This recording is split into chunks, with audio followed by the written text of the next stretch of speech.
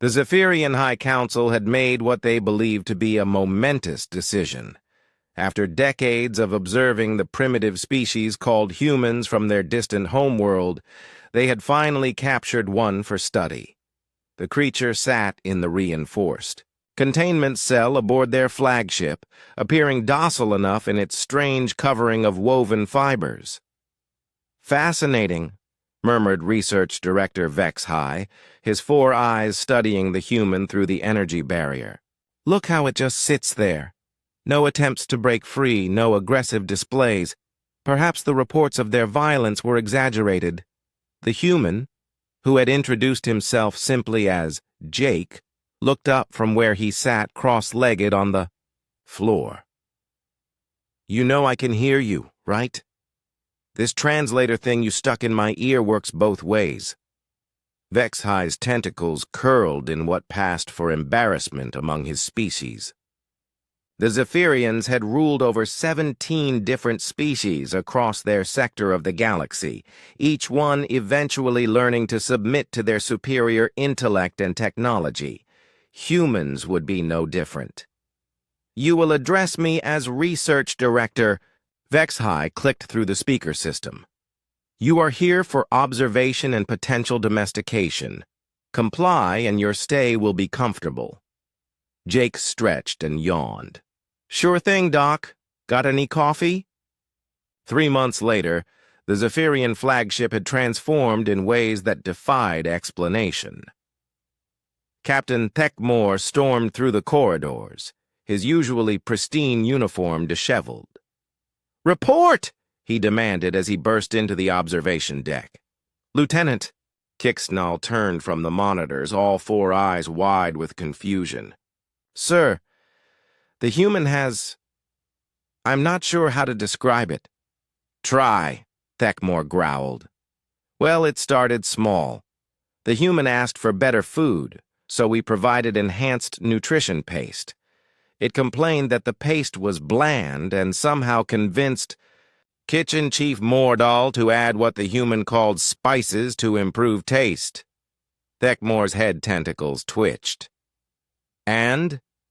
Now half the crew requests the humans seasoned meals. Productivity in the kitchen has increased 40% because the staff enjoys their work more." Kixnall hesitated. "Sir, yesterday I caught Chief Engineer Ral Beck asking the human for advice on improving crew morale." The captain's skin shifted to an alarming shade of purple. "Where is Research Director Vex High?" "That's complicated, sir." Jake had been granted supervised access to the ship's recreational areas after convincing the guards that exercise was essential for a healthy specimen. What the Zephyrians hadn't anticipated was how the humans' strange ritual of working out would fascinate the crew. "Come on, Doc. You can do better than that," Jake encouraged as Vex High attempted his 15th push-up. "Remember, it's about building both physical and mental strength. Your species might be telepathic, but you still have bodies that can be improved." Vex High's arms trembled with effort. Around them, a dozen Zephyrian crew members attempted various human exercises Jake had taught them. The research director had intended to study human physical capabilities, but somehow found himself and his staff enrolled in what Jake called a fitness program. "I fail to see how this benefits our research," Vex High panted. "Trust me, Doc. A healthy body supports a healthy mind. Plus, you guys seem way less stressed after these sessions. Haven't you noticed?" Vex High paused mid-push-up. Now that the human mentioned it, his chronic anxiety about research deadlines had diminished considerably. His sleep cycle had improved, and his staff reported feeling more energetic and collaborative. "This is still a scientific study," Vex High insisted weakly. "Absolutely," Jake agreed. "You're studying the benefits of human wellness practices on Zephyrian physiology. Groundbreaking stuff." By month 6, Captain Thekmore was ready to jettison both the human and his increasingly insubordinate crew into space. "Explain to me," he said through gritted teeth, "why my navigation officer is asking the human for relationship advice." Commander Velandra, his second-in-command, shuffled uncomfortably. "Well, sir, the human has been remarkably insightful about interpersonal dynamics. Navigator Pixtel was having difficulties with his bonding partner, and the human's suggestions actually resolved their conflict." "It's spreading, isn't it?" Thekmore asked, though he already knew the answer.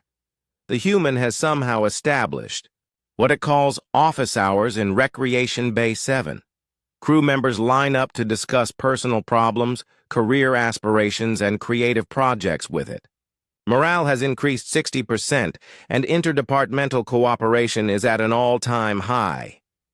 Thekmore slumped in his command chair. "What about the research?" Research Director Vexahai submitted his preliminary report yesterday. He's classified the human as unsuitable for traditional domestication due to an apparent ability to domesticate others through emotional intelligence and social bonding. The final straw came during the 7th month, when Thekmore discovered that Jake had organized what he called a talent show in the main cargo bay. The captain arrived to find his crew performing acts ranging from tentacle juggling to harmonic humming, while the human served as enthusiastic host and cheerleader. "This is highly irregular," Thekmore announced, his voice cutting through the festivities. Jake looked up from where he was helping young engineering apprentice Zik Nall overcome stage fright. "Hey, Captain, we saved you a seat. Zik here is about to perform a traditional Zephyrian memory song." Despite himself, Thekmore found himself sitting down. The memory song was beautiful, and he realized he hadn't heard one performed in years. His crew had been so focused on efficiency and protocol that they'd forgotten their own cultural traditions. As the evening progressed, Thekmore watched his crew with new eyes. They were laughing, supporting each other, sharing pieces of themselves they usually kept hidden. The human moved among them like some sort of social catalyst, encouraging everyone to connect with their better selves. "How did you do this?" Thekmore asked quietly when Jake sat beside him. Jake shrugged. "I didn't do anything special. I just listened to people, treated them with respect, and helped them remember that work and life are better when you care about each other." Thekmore stared at the human for a long moment. "We came to tame you." "I know," Jake smiled. "Funny how these things work out, isn't it?" 3 weeks later, the Zephyrian High Council received a most unusual report. The expedition had been a complete success, though not in the way they'd expected. They had indeed learned to coexist with humans, by allowing the humans to teach them how to coexist with themselves.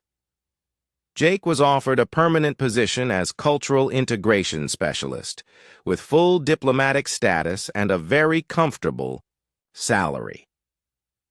He accepted, on one condition. The Zephyrians had to promise to approach any future first contact situations with curiosity rather than conquest. As Thekmore often told new recruits, "We thought we were capturing a pet. Instead, we found a teacher. And sometimes that's exactly what you need."